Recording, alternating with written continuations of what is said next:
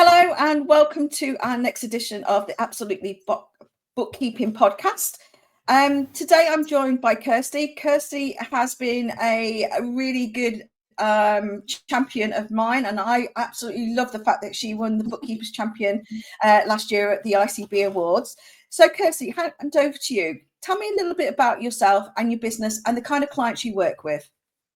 Okay, hi, so I'm Kirsty St John. I run Kirsty's Accounting Services. I've been in business for, 18 years. I set my business up. My son is 18, licensed for 16 with ICB. I look after mostly small limited companies, but one of them is £20 million, and that's not just me. There's a team of us, but I'm in charge of the QuickBooks gates, so no one gets in there. But I prefer to look after like I say, sort of small limited. I've got quite a few in the kind of software stroke servicing, professional services, but where they don't touch it, so I do everything because it's just nicer that way. We do like a little bit of control, don't we? Control enthusiast. We do. But equally, trying to work alongside other accountants and other bookkeepers. I've got others where most clients like to do their own sales. I think you'll have come across that yourself. And then we do kind of all the purchases and the following up with that. Trying to study to do the level 4, and then I can do the actual end of year tax as well. But it's trying to fit it in with work. But I'm getting there. I'm about to book a mock, so we'll see. So how did your bookkeeping journey start? What made you go into the field of bookkeeping? So I always loved numbers and accounts, and I was always counting my pocket money as a kid. My sister used to laugh at me, but I'd keep track of my mileage on my car just to I was always told that your MPG would give you a good indication of how healthy your car was and stuff. So I've always been interested. Didn't do so well at my A levels. I was headed for an accountancy degree at Nottingham, but didn't quite get the grades. So I ended up at a college of higher education, which I did a degree, and then I did a HND, and then I did an extra year and turned it into a degree. So 4 years at college, and then I did temping at BT for a while, and then. Most people moaned when they, and the 150 when you rang up one number and they would help you move house, and then everyone moaned when they introduced accounts, and I'm like, yeah, bring it on, more work, happy with that. And then I started as a junior buyer at a place in Peterborough, and then just kind of always so I was working with the numbers, doing the costings, finding the parts, doing the costings, and those lovely well, that's a long story, but anyway, eventually the opportunity came that I wanted to do more for myself. So I actually set up my company and started doing all my training whilst on maternity leave. So that's when I actually found ICB and got going with it, and then sort of went back to work part-time, and did it sort of two days a week and worked 3 days a week. And then eventually this got enough that I could ditch that, and the opportunity came up for redundancy. So I'm like, took that, and, been full-time ever since 2012. And, just loved it. I'd be an awful employee now. I think so. I can relate to that. Yeah. Yeah. But I've always loved the numbers and behind. So even during that purchasing period, when I was a senior buyer, I was doing the costings. I was, if people would buy a packet like this, or they'd come back from Neil's Yard with one of those really expensive pumps, and they'd like, right, we want to do a small run for Tesco's. It'll be £5. And so you'd take off the VAT, you'd take off Tesco's margin, you'd be left with like, I don't know, £2.50. And because you're only going to do 5,000, you'd work out that the pump itself was £3 for the run you were needing. It's like, then you'd have to find a cheaper pump. So, investigating and sourcing and then tracking deliveries and projects that were happening, a bit of Valentine's and a bit of summer and a bit of Christmas all at the same time. And so juggling things was just second nature, and that really helps when you're coming into it's a transferable skill to bring into bookkeeping, because you've got clients where you've got VAT returns nearly done, and you can kind of give them a prompt kick and sort of say, look, I need this, and then you can leave it for a few days and do this one that has done you the information. Then you can go back and go, right, I've got 7 of the 10 things, I need these 3, and then you can go back and do this one because they've sent you their missing 3. So juggling is it's just as, you know, it's what we do. No, it's like second nature to us. It is. What is the one word that would describe your relationship with technology in your business? Love it. Cool. Okay. So now I'm going to go on. Yeah, it is. I'm going to go on to your favorite now. What is the Apple software you simply couldn't run your business without? Engager. So I picked Engager. I used to be a Centre user and liked it and got into it, and, you know, wasn't brilliant at it, but had a Centre Power Hour, and, well, via an ICB meeting, got better at it with a certain somebody, Penny. Shout out to Penny. But then, you know, when Engager came along, it just suited me better. It's just so flexible. I mean, I'm not as brilliant as some on it, and I'm sure that Johan would confirm that if they were allowed to see our data. You know, some of the graphic stuff is just unbelievable what I've seen, but it does perfectly what I need it to do.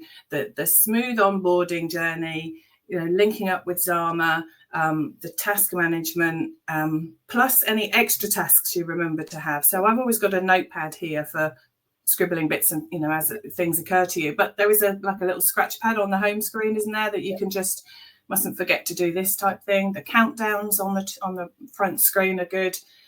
Signing documents, you know, the whole thing. Client uploads. It's just, I found it so much better to be in control, and I like the dashboard with the, you know, how many VATs have I got left to do, how many payrolls. You know, you can go directly to what you need.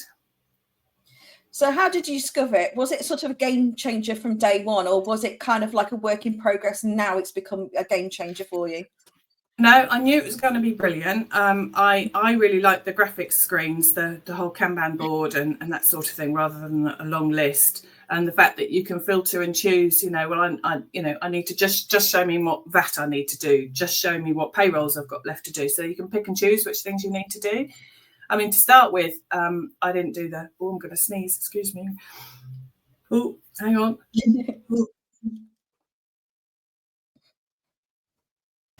So to start with, I didn't do the pricing because that seemed a bit scary to get going on it. But, you know, got the book, watch the videos, you know, the support that Johan gives, the whole community, the Facebook group community is so helpful.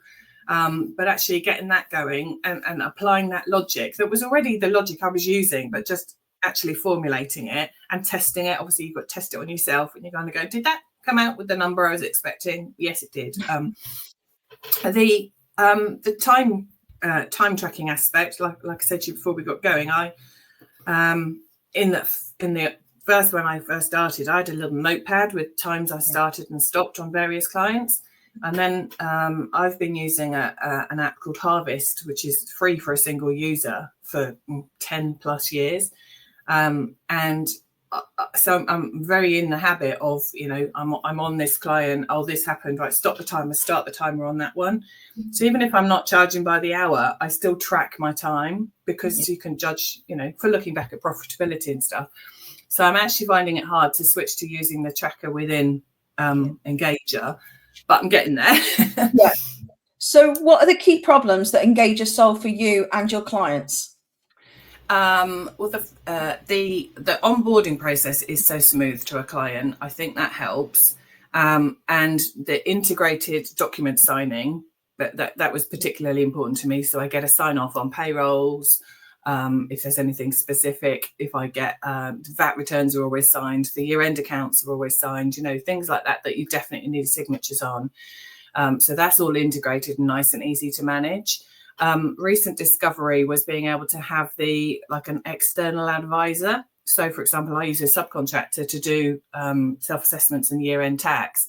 So having made them an external user, you can then limit the file access so they can only see what you're letting them see. So they don't see the rest of the details. They see the bit I need them to see, and they can load the bit I need. And then I can take what they've given me back and I can send that directly to the client for signing without having to download and upload. It's there, you know, straight to the client for signing, you know, and then it can be submitted. It's, you know, things like that just have smoothed the process very easily. And as part of that dashboard, you can see, you know, what you've got outstanding. I don't do a lot of self-assessments, but the fact that you could bulk send that self-assessment form out to clients. I've done a survey before, to like a customer satisfaction survey, and I've got that tracked so that if I've asked them before, how long ago did I ask them, and then I can see when it's time. I've got a job that says, right, they last did it 2 years ago or a year ago or whatever, and get them to do it again, and asking for Google reviews on that.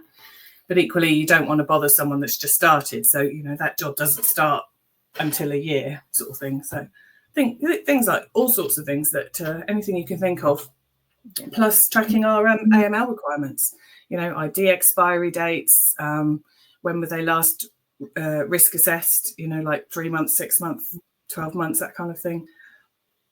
So can you walk us through a kind of a daily run through of how you use this in your workflow? So is it a question as soon as you turn your computer on, that's the first app you open to get your day planned? Yep. So I've got my I've got 3 screens here. So one's got like my personal email and my calendar, which is work calendar as well as personal calendar for tracking things like making sure child is up for exams. Last one tomorrow.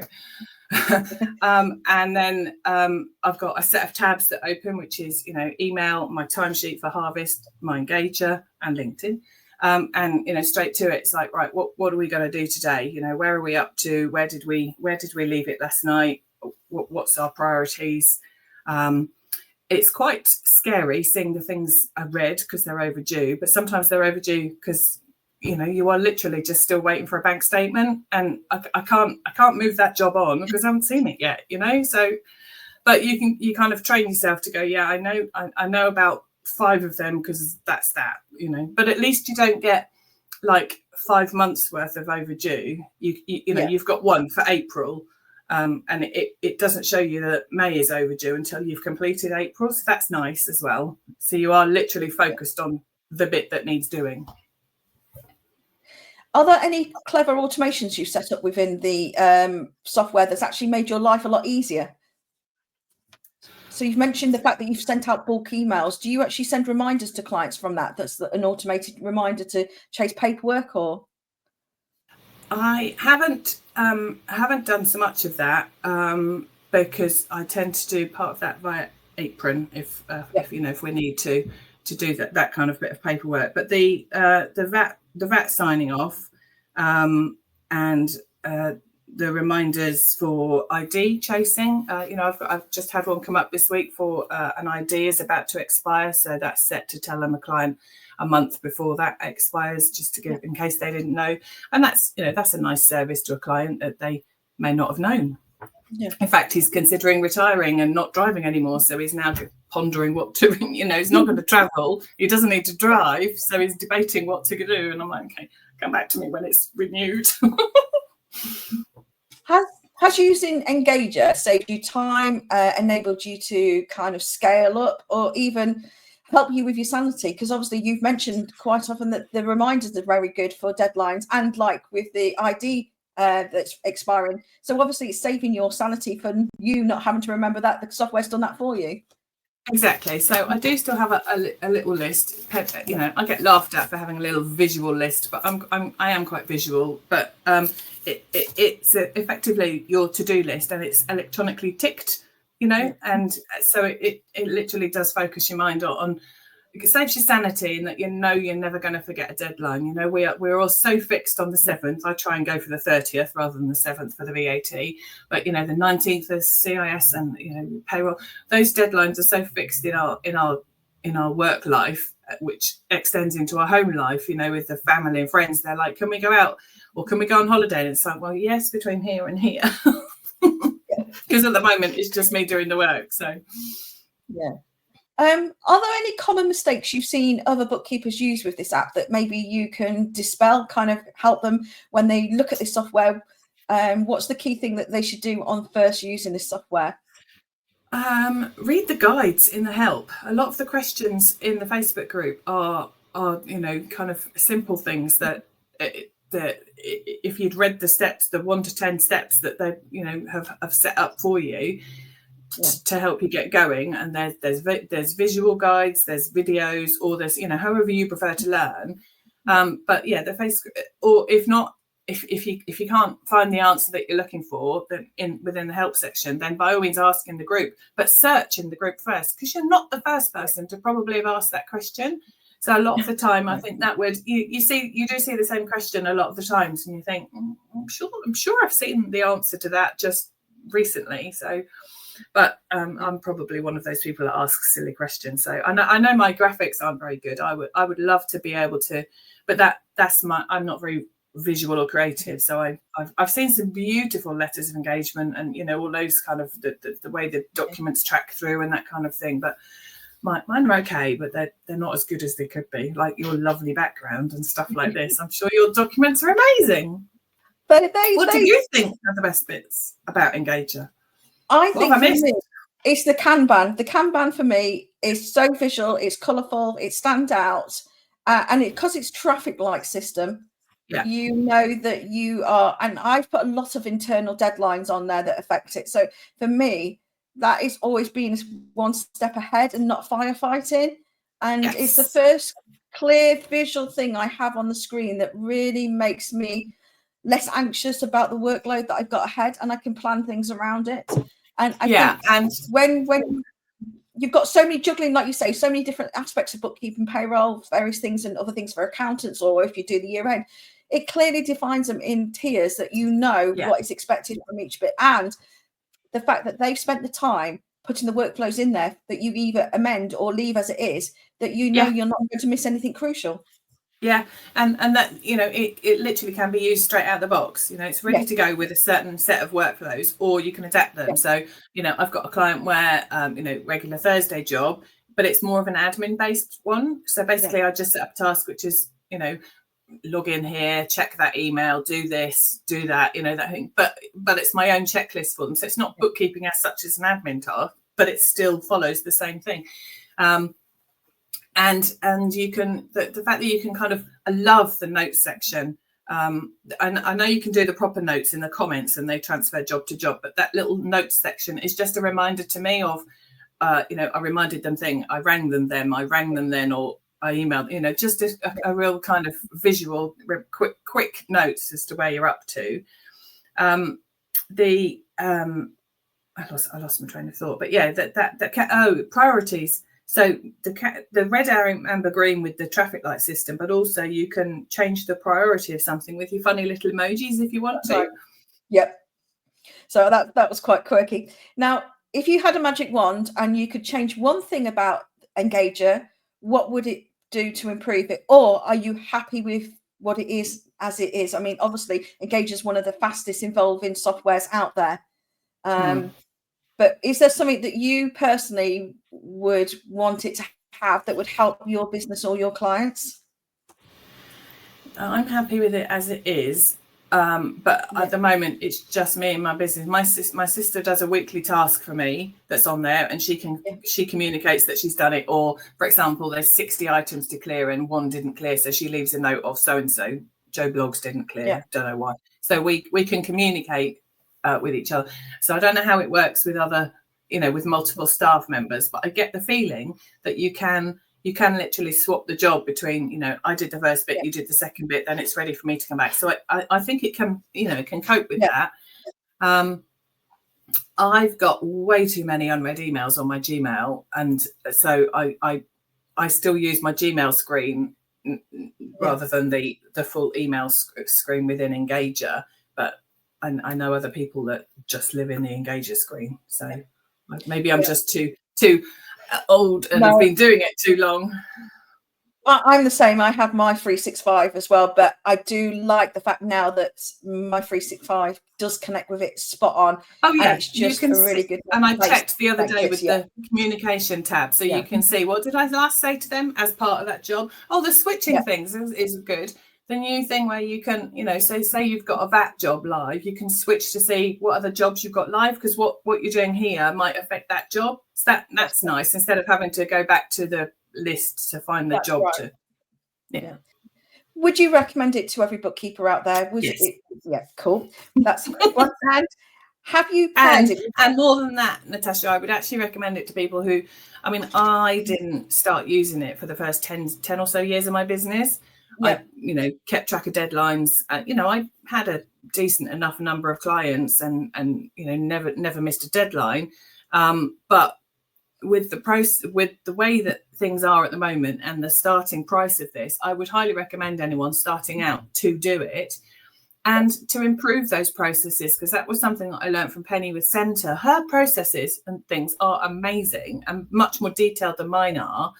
But you have to, while you do have time, like when you're starting out and you've got some time before you get stacked out with client work, check those processes, lay them out on a piece of paper or whatever to start with. What do I need to do for when? What's relying on each other, and get them sorted, because then you're kind of future-proofing yourself. You have to consider the run over by a bus scenario. Why is it always buses in those scenarios? It's never anything else. Have you paired Engager with any other app to supercharge it? Have you got it linked to everything? So I know they do really good integrations, such as Xammer and Analytics and things like that. I've got it with Xammer. I don't use Analytics, but no, the Xammer integration works really nicely with the whole client journey when you're first taking them on with the AML before we can get going. So that's really nice. I'm looking forward to the whole, when they're bringing in the whole customer, journey type, hot leads, managing leads, that kind of thing. So I had an inquiry the other day that I didn't do. I passed on to Lara actually, but so I immediately kind of put it on as a contacty type thing, but it immediately archived it. But it would be nice to kind of be able to just again from a curiosity point of view, just to see what's going on that side, because I'm not very good at sales. No, I don't like sales. Right. I'm leaving Engager now. Out of all the other software apps that you use, what are your other top 3? So we've got Engager as the top. Oh, what is your other top 3? I love Apron, and I like that, and I know it has its quirks to do with Xero, but with QuickBooks, but that works. Love Zenon. That's a nice little check-in. Again, it has its quirks. There's a theme here. Bloody QuickBooks. Love QuickBooks, by the way. That's not a thing. I'm still stuck on my timesheet tracking with Harvest, but it's free, and it's the way I've set up my business of internal client, external client, and be able to track how much time are you actually working versus how much time are you actually faffing. There's an important amount of faffing Yeah, but it what works for you and your client. That's the whole point of it. Everybody's different. So how often do you review your app stack? How do you regularly, or do you find you review it when there's an issue, or do you go like I do and go and see all these nice shiny new things at Accountex and think, oh, that might replace that? Do you have a set procedure? Or? I keep my eyes open. I love watching other people's lists of their app stacks to kind of go, oh yeah, that's a good one. That's a good one. It's quite nice, like at the ICB Luca Awards, when you see the apps that you're using are the winners, and you kind of go, I'm doing all right. I'm using the right ones. Just started using, just trying to get going with Vinyl to give that a go. I don't have any other recording type stuff, but I don't tend to have a lot of meetings. I try and avoid meetings. I got that bit out. Have you ever had a disaster moment with software? So kind of like things where they haven't integrated well, or they've done different things that they didn't say on the box? Or I had just a warning the other day from Google, and got a second user on my Google account, like an accounts app that my sister can log into, and it warned me that there wasn't like two-factor verification or whatever it was on it, which is going to make it tricky for two different people to use it. But I switched it on and I told her. And then the next day I tried to log in, and it said I couldn't do it, and I had to speak to admin. And I'm like, I am the admin. I fixed it, so it was okay. But it does when you are, everything in your business, it can make it a bit tricky. It can. What's your one piece of advice for bookkeepers who feel overwhelmed with all the software choices out there? Don't feel that you have to have them all. So like I say, I didn't have practice management software for years, but perhaps wish I had have got it earlier. So that's one good thing. With the choice of accounting softwares, try them, do the accreditations, have a bit of a feel. I'm a QuickBooks girl and also use Xero, recently free agent accredited. and I haven't used Sage since my training days. But I know lots of other people are a different way around. So, you know, see what you like, see the way your head works. If you like some flexibility, if you know, try them basically, but don't feel obliged to use them all. There's plenty of people out there who can do what you don't. So, you know, you just kind of, but basically it's your business. Do what you like. Yeah, perfect. I love that. Right, we're on to the final few questions now. This is a quick fire one. So oh gosh, okay. Do some random questions. You mean shut up, stop talking? Yeah. No, it's amazing. This is iPhone or Android? Android. Okay. Xero, QuickBooks or Sage? QuickBooks. Coffee or tea? Tea. What's the one piece of tech or business wisdom you wish you'd learned earlier than you had done? Email management. Ah, good one. And it's out of control. Finally, which app do you think is underrated and deserves a little bit more love? Ooh. Zenon. Perfect. That's it. So thank you very much for joining me today. Obviously, Kirsty has done really good explaining how Engager and other apps have helped a business. So thank you, Kirsty, for joining me. You're very welcome. Hope it's